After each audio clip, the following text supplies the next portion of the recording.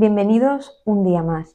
Hoy me gustaría hablar del amor, pero del amor no como lo conocemos comúnmente los neurotípicos, porque ya estamos en unos días, ya estamos en San Valentín, ¿verdad? Y estaba planteándome y digo, pues mira, ¿por qué no hacer un vídeo sobre la afectividad en el autismo? Sobre cómo nuestros hijos, sobre todo en edad temprana, nos pueden mostrar afecto, cómo muestra el afecto una persona autista. Y os va a sorprender.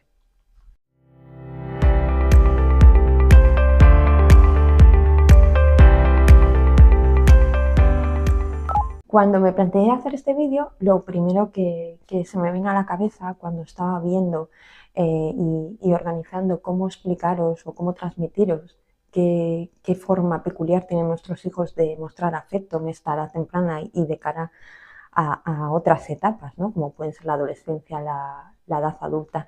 Inevitablemente pues me vino a la cabeza cómo hace años, desgraciadamente, se tenía asociado el autismo o se creía que el autismo era un trastorno del vínculo. Esto venía de corrientes psicoanalíticas y otras vertientes. Lamentablemente todavía a día de hoy pues aún quedan algunos coletazos de esta barbaridad en la que se creía que las madres de los niños autistas pues tenían una incapacidad de crear un vínculo afectivo con sus hijos y que será la raíz del autismo, ¿no? Y gracias a la investigación y a las actualizaciones, pues esa teoría, esa definición quedó completamente obsoleta y descartada, ¿no? en la actualidad. Pero ahora vamos a hablar de la afectividad en el autismo porque es algo muy complejo. ¿Y por qué es tan complejo? Porque nosotros los neurotípicos tenemos una forma de expresar nuestros sentimientos y nuestro afecto de manera muy clásica, muy evidente, ¿no? Abrazar, acompañar cuando alguien se siente mal. ¿Qué pasa? Que podríamos definir, yo lo planteo así, podríamos resumir el autismo para darle una perspectiva actual y para darle sentido a todo la forma de sentir y de actuar de las personas autistas desde el pensamiento normotrópico y desde el dilema de la doble empatía de Damian Milton. Esto es muy importante, ¿por qué? Porque esto nos daría una pista de cómo las personas autistas agradecen, de cómo las personas autistas te demuestran, de cómo las personas autistas tienen afecto hacia ti y lo hacen de una forma no común. ¿Por qué? Porque voy a poner un ejemplo muy claro. Las personas neurotípicas esperamos cuando estamos llorando, cuando estamos mal, o cuando no, estamos tristes, esperamos que otras personas nos lean perfectamente nuestro lenguaje no verbal, nuestros gestos y enseguida asocien esos gestos y ese lenguaje a una emoción concreta, ¿no? A un estado de ánimo concreto y que sin nosotros decirles nada se acerquen, nos acompañen, si estamos llorando nos abracen, nos acompañen, nos digan que están ahí, lloren con nosotros y esa es la función. A veces lo hacen de manera real y a veces impostada, también es cierto.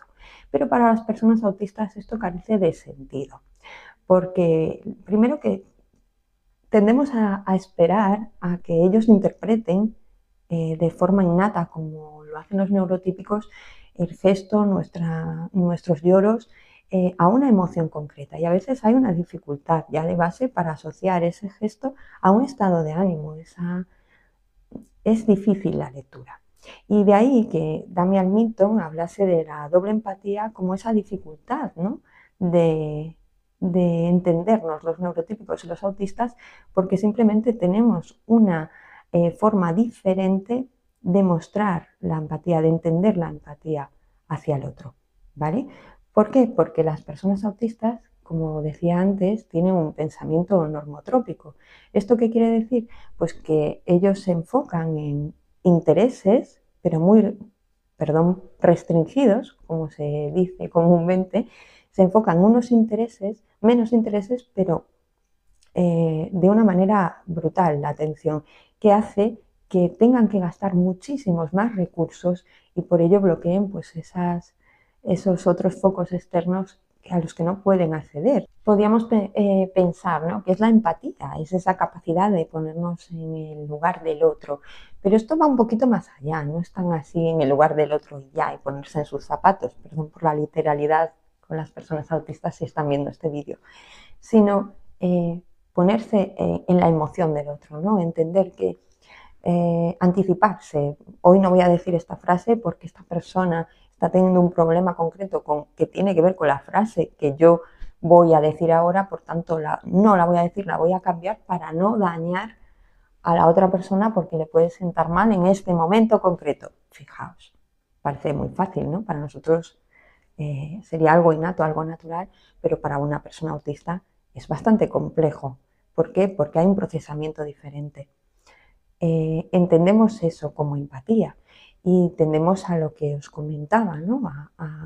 Que vemos a alguien mal y tendemos a ir corriendo a abrazarle, a chucharle, a estar ahí, a llorar con él. Lo hacemos de una forma y las personas autistas, como tienen un procesamiento diferente, pues lo hacen de otra. La persona autista no le parece que tenga sentido ponerse a llorar también o decirte que ya está, que ya pasó, ¿no? La persona autista, cuando tú formas parte de ese hiperfoco, porque en ese hiperfoco que hablábamos antes de intereses, pueden incluirse personas que son importantes para la persona autista, como puede ser tú, si eres su amigo, su madre, su hermano, su primo o perteneces a su círculo, ¿no?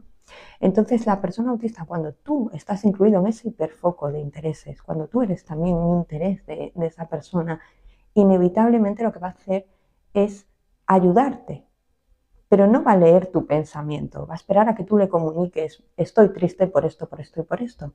Y la persona autista no se va a sentar contigo a acompañarte, a consolarte, a llorar contigo, lo va a hacer de otra forma, va a buscar la solución, porque son más pragmáticos, va a decir, bueno, pues este es tu problema, voy a hacer todo lo posible, voy a gastar todos mis recursos, el tiempo necesario en buscar la solución para que vuelvas a estar bien.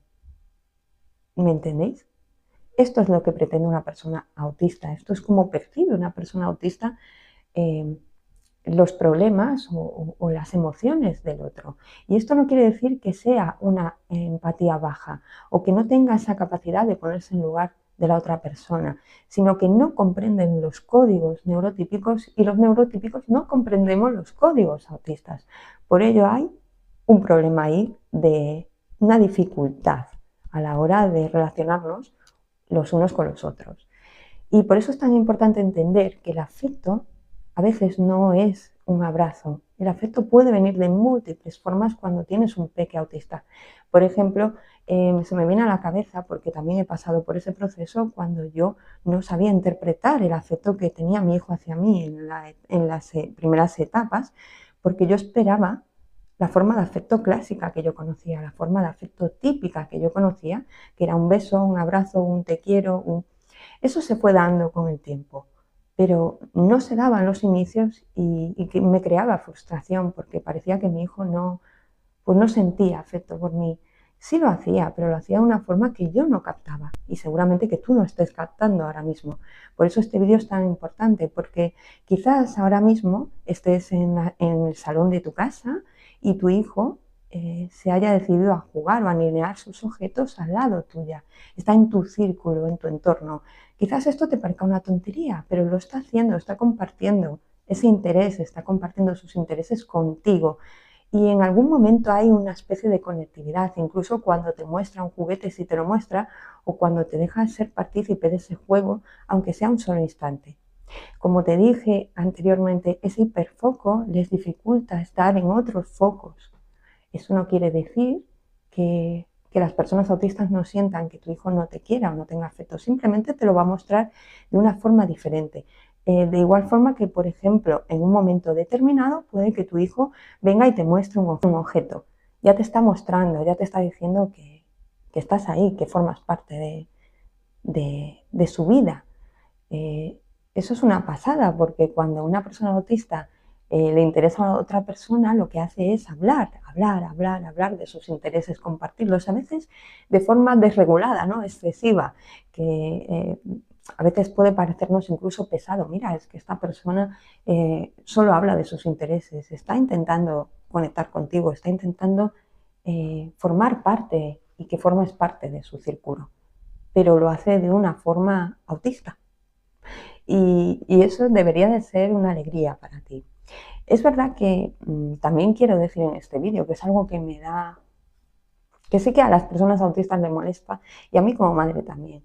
Cuando hablamos de que las personas autistas son sinceras, transparentes, sí, las personas autistas son sinceras, son pragmáticas, tienen una forma de ver la vida mucho más práctica que los neurotípicos. Pero eso no quiere decir que sean ni ángeles de Dios, ni ángeles del cielo, ni personas... Las personas autistas pueden también hacer... hablar con ironía, incluso con sarcasmo. Esto es otro mito que hemos ido arrastrando durante muchos años, pero que ahora en la actualidad, gracias a las personas adultas autistas, vamos entendiendo. Debemos entender que no debe de darse la expresión de afecto como lo hacemos las personas neurotípicas.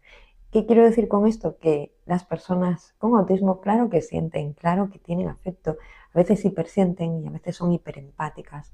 Todo ese cuento o eso que arrastramos, esos mitos que arrastramos acerca de funcionamiento autista, que han hecho tanto daño a las personas autistas, y es completamente entendible, comprensible que a veces estén tan a la defensiva, no es a la defensiva, están hartos, están cansados de esos mitos que han arrastrado al autismo, de esa forma de capacitismo, de querer decir que es un ángel, un niño eterno, que no, las personas autistas tienen las mismas necesidades biológicas que los neurotípicos. Las personas autistas también quieren enamorarse, quieren tener pareja, tienen pareja y muchas en la edad adulta podríamos decir, de grado 1, pues están casadas y tienen hijos.